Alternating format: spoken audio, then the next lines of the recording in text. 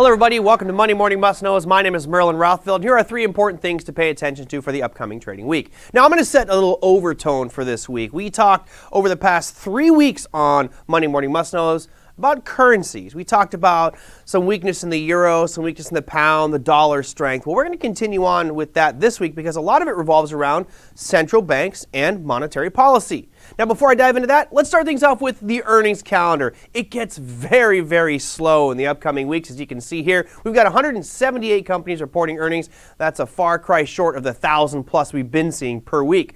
But we do have a couple big names specifically early on in the week. We start things off on Monday with Urban Outfitters, Agilent, Keysight Technologies, and the social media or web conferencing company Zoom. Yes, a lot of pessimism out there with regards to Zoom. We'll see how their earnings come out.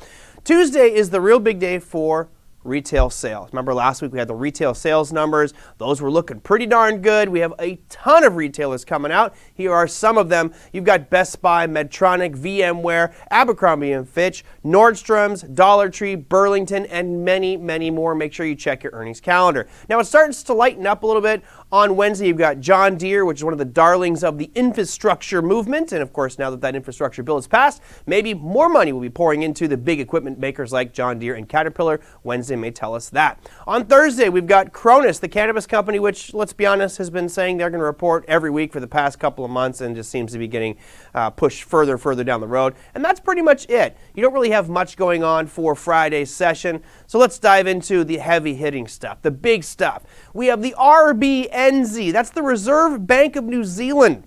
Now, I know, you're thinking, New Zealand? Are they a real major market mover? Well, maybe they're setting the tone for the rest of the world. Why? Well, if you notice here, it says rate statement plus 0.75%. Now, we're going to take a peek at a chart here, but on Tuesday at 8 p.m., all right, that's a nighttime thing for you Forex guys, maybe even you cryptocurrency traders, that's when that announcement happens.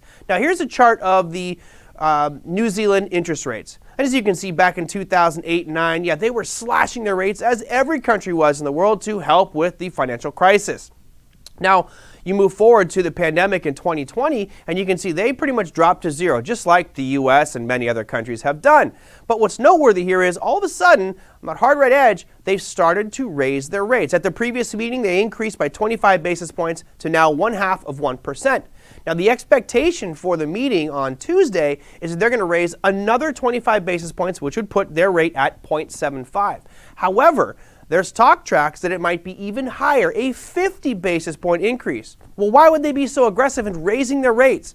Because they're trying to reduce demand in their economy. Why? Because inflation in New Zealand is out of hand.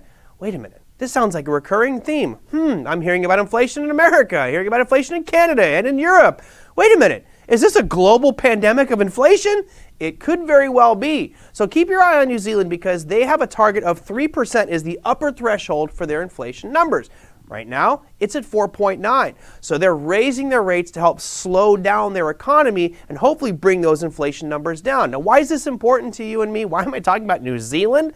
Well, because America is in the exact same situation right now. We have inflation is surging, our rates are pegged near zero, so keep your eye on New Zealand because we may be following their lead shortly. All right, our final piece of the week is going to be United States. That's the United States of America GDP numbers. And again, as you can see on this chart, we've had some phenomenal GDP over the past 3 quarters. You see those nice big blue bars there. We'll take out the big outliers up and down, but notice the last 3 on that hard red edge. You can see it sitting at 6.6% right now. That's higher than it's been for the past 12 years. And of course, when you pump in the trillions of dollars we have, you would expect there to be a pop in GDP numbers. Again, if this GDP continues to accelerate, what that could lead to is higher inflation and therefore put pressure on our central bank in the United States and Jerome Powell to say, you know what, we're going to have to raise rates a little bit sooner than expected. As you know, we've just started tapering, and that means they're cutting back on their purchases of short-term treasuries and mortgage-backed securities, 2 things that have been propping up the bond market as well as the housing market. If those purchases start to slow down, we remove a little bit of the backstop, which has been pushing markets higher. Therefore, we could see increased volatility going forward. That, my friends, is your Monday Morning Must Knows. We'll see you next week.